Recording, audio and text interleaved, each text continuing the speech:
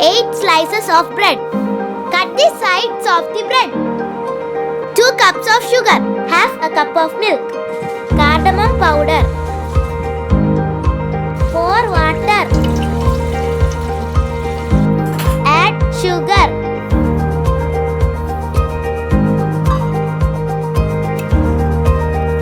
Add cardamom powder. Boil the sugar syrup. Crush the bread slices.